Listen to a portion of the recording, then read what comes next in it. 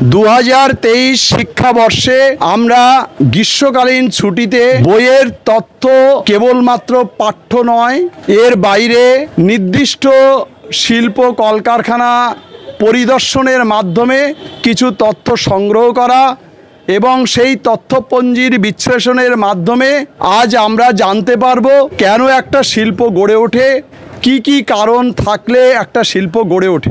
আমরা এখানে প্রথমে দেখেছিলাম আইস ফ্যাক্টরি।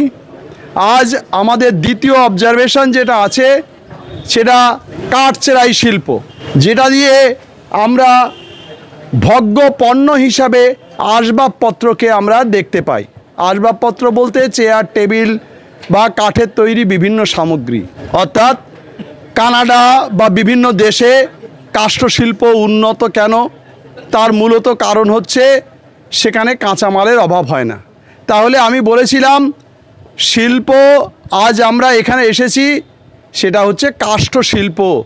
এই কাষ্ঠশিল্পের মূল উপাদান কি আছে? কাঠ, অর্থাৎ এটা একটা বনজ সম্পদ। সেই বনজ সম্পদ কাষ্ঠটাকে ব্যবহার করে উন্নত যন্ত্রপাতি এবং কলাকৌশলের প্রয়োগের মাধ্যমে মানুষের যে ভোগ্য পণ্য তৈরি হয় সেই প্রক্রিয়াটিকে বলা হয় শিল্প। এখানে এই করাতকলে কতজন শ্রমিক, সাধারণ শ্রমিক হিসাবে কাজ করছেন আপনারা? চারজন। আর দক্ষ, অর্থাৎ অনেকগুলো পর্যায়ে কাজ হয়, তো তার মধ্যে চারজন সাধারণ শ্রমিক আর কতগুলো পর্যায়ে আছে আপনাদের? আমাদের মোট 5 জন। একজন হচ্ছে কি ম্যানেজার থাকে, সে পরিচালনা করে কাজ। আচ্ছা, ম্যানেজার মানে যিনি এই টোটাল বিষয়টা অর্থাৎ কাষ্ঠচেরাই শিল্পটা দেখভাল করেন, যার উপরে মূল দায়িত্ব থাকেন, অর্থাৎ তিনি একজন থাকেন আর বাকি চারজন সাধারণ শ্রমিক। সাধারণ বলতে একজন মিস্ত্রি থাকে। ও, একজন মিস্ত্রি থাকে। আচ্ছা, 3 জন হেল্পার। তাহলে তুমি আমি এই কাজটা করতে পারবো না? কেন করতে পারবো না? কারণ এই কাজটা করতে গেলে যে দক্ষতা দরকার সেটা আমাদের নেই। তাহলে শ্রমিক হিসাবে কি লিখবো আমরা? দক্ষ শ্রমিক। কিন্তু আমি একটু প্রশ্ন জিজ্ঞাসা করছি, যদিও একটু অপ্রাসঙ্গিক, তবুও বলবো যে এই শ্রমিকের বেতন হিসাবে প্রতিদিন তারা কত পায়? ওরা কারোর বেতন আছে 550 টাকা, আচ্ছা, কারোর বেতন থাকে 500 টাকা, কারোর বেতন 450 টাকা, কেউ আছে 300 টাকা, এইরকম। বেশ, তাহলে তার বেতনই সব থেকে কম 300 টাকা, যে সবে মাত্র জয়েন করেছে। হ্যাঁ, তাই তো? অর্থাৎ দক্ষতার বিচারে একজন শ্রমিকের মূল্য নির্ধারণ হয়। আমরা দেখব এই যে সুলভ মূল্য কথাটা লিখব, অর্থাৎ শ্রমিক, আমরা এমন শ্রমিক চাই যেটা হবে সুলভ কিন্তু দক্ষ। তাহলে কি হবে? কম টাকায় দক্ষ মজুরি পেলে উৎপাদিত দ্রব্যের দাম কম হবে, সেক্ষেত্রে বিক্রি বেশি হবে এবং তাহলে সেই শিল্পের উৎপাদিত দ্রব্য বেশি যত বিক্রি হবে তত কারখানার ডেভেলপমেন্ট হবে এবং মুনাফা বেশি লাভ হবে। তাহলে কি হবে? মুনাফা লাভ হলে শিল্পপতিরা সাধারণত আরও বেশি পরিমাণে সেই শিল্পে বিনিয়োগ করতে চাইবে। আপনাদের এই যে শিল্পটা, কাষ্ঠশিল্পটা গড়ে উঠেছে, এর মূল উপাদান কি তাহলে? কাঠ। কাঠটা কিসের থেকে এলো? বনজ সম্পদ। আচ্ছা, আপনারা একটা সময় ছিল সুন্দরবনে কাঠ আসতো, এখন তার আসে না। এখন যেহেতু ম্যানগ্রোভটা সংরক্ষণ হয়ে গেছে, যার জন্য আর সুন্দরবনের কাঠ আসে না। কিন্তু গ্রাম অঞ্চলের ফরেস্টার কিংবা পঞ্চায়েত পারমিশন নিয়ে কাঠগুলো কাটা হচ্ছে। তাহলে কি হলো? কোনো শিল্প চলতে গেলে আগে কি দরকার? সেই শিল্পের কাঁচামাল। এই কাঁচামালটা কি হলো? বনজ সম্পদ। তাহলে আগে দেখলাম প্রাকৃতিক সম্পদ ব্যবহার করেছে, এখানে বনজ সম্পদ ব্যবহার করেছে। আচ্ছা, যদি এই কারখানাটা, আরও কয়েকটা কারখানা আছে এখানে, কাষ্ঠ কারখানা আছে, কিন্তু এই কারখানাটা কলকাতায় দেখা যাবে না। কেন দেখা যাবে না? কারণ কোনো শিল্প গড়ে উঠতে গেলে কি দরকার হবে? সেই শিল্পের প্রধান কাঁচামাল। অর্থাৎ এখানে গাছগুলো আছে বলেই কিন্তু এই শিল্পটা বেঁচে আছে। যদি গাছ না থাকতো এই শিল্প বন্ধ হয়ে যেত। ঠিক আছে? তারপরে দ্বিতীয় কি পেলে? একটা পেলে কাঁচামাল। দ্বিতীয়, এই মেশিনগুলো ঘুরছে কি জন্যে? কি করে ঘুরছে?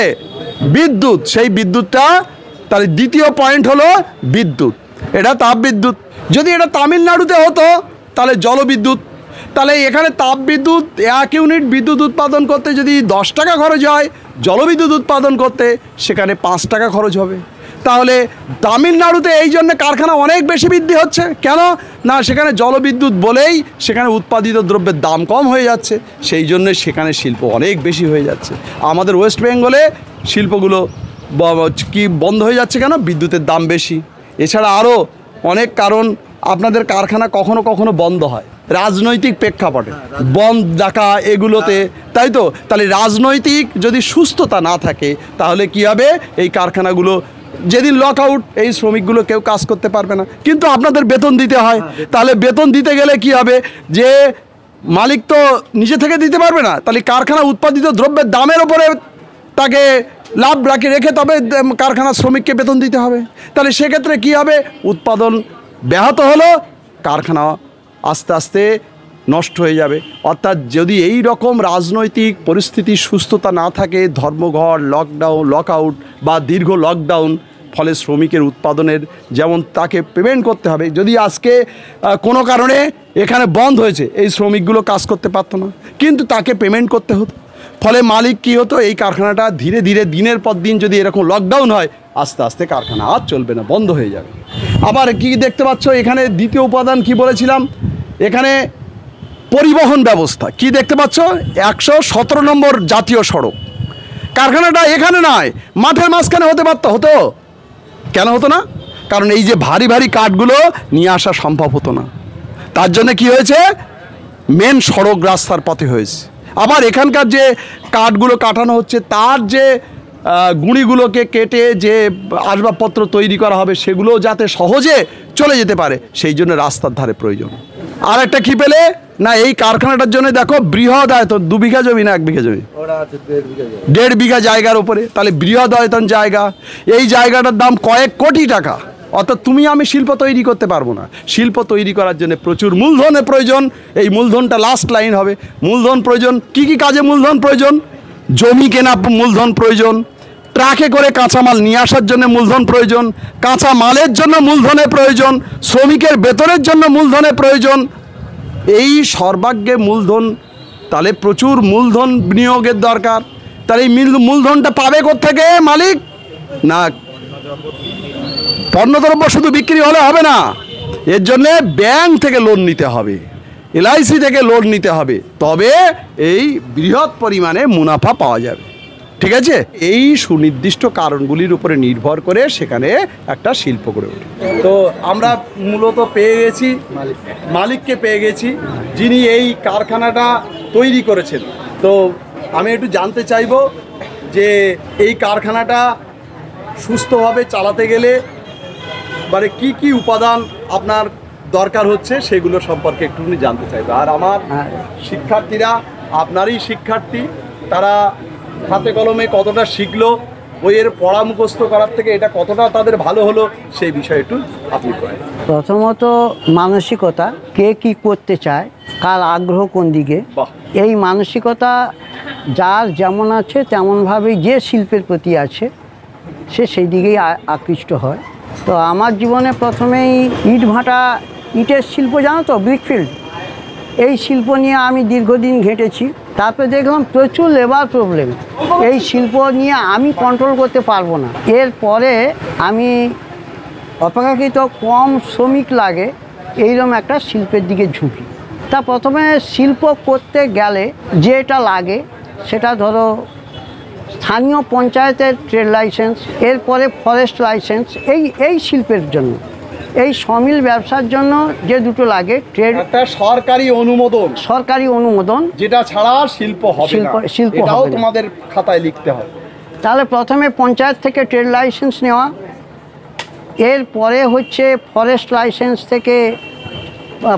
থেকে ফরেস্ট লাইসেন্স নেওয়া, এরপরে হচ্ছে SSI রেজিস্ট্রেশন নেওয়া, স্মল স্কেল ইন্ডাস্ট্রি গভর্নমেন্টের, ওর থেকে হচ্ছে রেজিস্ট্রেশন করানো, এরপরে ব্যাংকের কাছে প্রেয়ার দেওয়া যে আমি এইটা করতে চাইছি, আমাকে ফাইন্যান্সিয়ালি যেটা তোমাদের আগে বলছিলাম যে এত বড় কারখানা গড়ে তুলতে গেলে প্রচুর অর্থের প্রয়োজন, সেই অর্থটা কে যোগান দেবে? এবারে স্যার সরাসরি বললেন এবারে সমস্ত কিছু পেপারস নিয়ে ব্যাংকে দেওয়া হলো।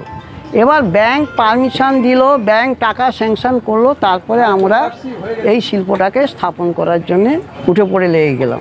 তাহলে প্রথমে জমি কেনা, জমি তো আগে কেনা হয়েছে, তারপরে ঘর তৈরি করা, এবার বিভিন্ন জায়গায় মেশিনপত্রের জন্য কোটেশন নেওয়া, মেশিন কেনার জন্যে, মোটর কেনার জন্যে, এগুলো নেওয়া হলো। সেখান থেকে ব্যাংক ডাইরেক্ট টাকা পেমেন্ট করছে, আমাদের মেশিন আমাদের ঘরে চলে এলো, সেগুলো বসানো হলো। আর আমার এই শিল্পের মূলত আমরা কাঠ সংক্রান্ত, কাঠ চেরাই করা, কাঠ বিক্রি করা, এই কাঠগুলো যে যার বাড়ির কাজে লাগে, আর হচ্ছে নৌকো তৈরির কাজে লাগে, বাড়ির ফার্নিচার এবং নৌকো আমি তৈরি। এটা কিন্তু বলতে পারিনি। হ্যাঁ। এটা হচ্ছে এখানকার তাহলে কেন শিল্পটা গড়ে উঠেছে, তার মূলত চাহিদা কি, আর বাড়ির আসবাবপত্র তৈরি এবং নৌকো তৈরি, যেহেতু এখানে মৎস্য বন্দর। আচ্ছা, আর আমাদের এটা কি হলো, এই এরিয়াটা সুন্দরবনের এই এরিয়াটা হচ্ছে ফিশিংয়ের জোন, মাছ ধরার দিক। অতএব মাছ ধরতে গেলে নৌকোর দরকার, তার প্রধান উপকরণ আর নৌকো করতে গেলে তার প্রধান উপকরণটাই হচ্ছে কাঠ। তাহলে এই কাঠের জন্যই, চাহিদার জন্যই এখানে এই সমিল করা। বাহ, খুব ভালো পয়েন্ট বলেছেন বুঝেছেন? উনি। মানে আমরা দেখলাম আইস ফ্যাক্টরি আর দেখলাম এই সমিল, যার মূল লক্ষ্য হচ্ছে চাহিদা কি না মৎস্য, সেইটার জন্যে এখানে কিন্তু করাতকল এবং বরফ কারখানাগুলো গড়ে উঠেছে। আর একটা উনি খুব ভালো বলেছেন যে মানুষের একটা ইচ্ছা থাকা দরকার, যে তোমরা এরকম বড় হতে গেলে, একটা শিল্প তৈরি করতে গেলে প্রচুর পরিশ্রম দরকার, আর মানসিকতা দরকার যে আমি এটা করবই। ওনার মাধ্যমে আজ কতগুলো লোকের সংসার চলছে। তাহলে তোমরাও এরকম, উনি আরও বড় কিছু হতে পারতেন, কিন্তু তিনিও এটা ভেবেছেন যে আমি এই কাজের মাধ্যমে আরও কয়েকজন লোকের জীবিকা নির্বাহ। এই যে বৃহত্তর ভাবনা, এটা অনেক প্রশংসনীয়। স্যার একটু বলুন। তাহলে দুটো জিনিস, এক হচ্ছে স্থানীয় মানুষের প্রয়োজন মেটানো, দুই হচ্ছে স্থানীয় যারা ফিশিং কারবার করে তাদের চাহিদা মেটানোর জন্যে, তিন হচ্ছে সর্বোপরি যে এখানে কিছু বেকার ছেলের কর্মসংস্থান। এইরকম আমার একটা বরফ কল আছে, সেখানে মনে হয় তো আপনারা গেছেন, তা সেখানেও সেই 25-30টা লেবার কাজ করে, ভ্যানওয়ালা কাজ করে, হ্যাঁ, আর অপারেটর কাজ করে, এইরকম সেখানেও অনেকগুলো কর্মসংস্থান হয়, আমারও আছে, হয়েছে। আসলে সবাই লক্ষ্য থাকবে নিজে বাঁচবো, অপরকেও বাঁচাবো, আমার প্রতিবেশী কিছু ছেলে মেয়েদের কাজ দিব। তাহলে কি হবে, আমার পরিবেশে যদি না খেতে পেয়ে একজন অর্থ কষ্টে ভুগবে, না খেতে পেয়ে মরবে, আর আমি ভালো মন্দ খাবো, এটা তো হতে পারে না। তাহলে আমাদের লক্ষ্যই থাকবে যে নিজে বাঁচবো এবং অপরকেও বাঁচানোর চেষ্টা করব। আর এই শিল্প মানেই তার লক্ষ্যটাই থাকবে যে নিজে বাঁচা, অপরকে বাঁচানো। তোমরাও ভবিষ্যতে কেউ এরকম শিল্পপতি হবে, যার হাত ধরে আরও অনেক মানুষ বাঁচার আগ্রহ পাবে। তাই তো অবজারভেশন করলে আগামী দিনে তোমরা যেন এই লক্ষ্যে পৌঁছাও, এটা আমাদের সকলের তরফ থেকে আশা রইল। সো অনেক দিন পর আবার হচ্ছে স্কুলে এলাম। তো গতকাল রাত্রে হচ্ছে স্যার ফোন করেছিল, স্যার ফোন করে বলল যে আজকের এই বিষয়গুলো বোঝানো হবে, আর এই সমস্ত জিনিসগুলো বাচ্চারা পড়ার পর তারপরেও মনে থাকবে আশা করি। তারপরেও যদি মনে না থাকে তাহলে আমার এই ভিডিওটা দেখতে পারে, তাহলে আবার ভালোভাবে বুঝে যাবে। তো যেহেতু স্যার বলেছে তাই জন্য আসতে তো হবে, তাই জন্য চলে এসেছিলাম। আর এখন মোটামুটি ওদেরকে বোঝানো হয়ে গেছে। তারপর এই যে প্রশ্ন করলো, প্রশ্নের উত্তর দিল সব ছাত্রছাত্রীরা। তো এখন বাড়ি যাওয়ার পালা। তো অনেক দিন পর স্কুলে আসছি, এই সব স্যার যখন ডাকবে চলে আসবো। স্কুলের স্মৃতিগুলো মনে পড়ে, আমাদের সময় হচ্ছে স্যার পড়িয়েছিল বইতে, এখন মোটামুটি চোখের সামনে দেখে নিলাম, বেশ ভালো লাগছে, অনেকটা কিছু বুঝতে পারলাম, চোখের সামনে থেকে একদম ভালোভাবে বুঝিয়ে দিল। এই সব প্র্যাকটিক্যাল করতে করতে ভালো জিনিসগুলো বোঝা যায়। তো যাই হোক, আজকের এই ভিডিওটা এখানেই শেষ করছি। দেখা হচ্ছে পরের একটা নতুন ভিডিওতে। ভিডিওটা ভালো লাগলে লাইক, কমেন্ট, শেয়ার, আর চ্যানেলে যদি নতুন হয়ে থাকো চ্যানেলটাকে অবশ্যই সাবস্ক্রাইব করো। তো আজকের মতো বাই বাই।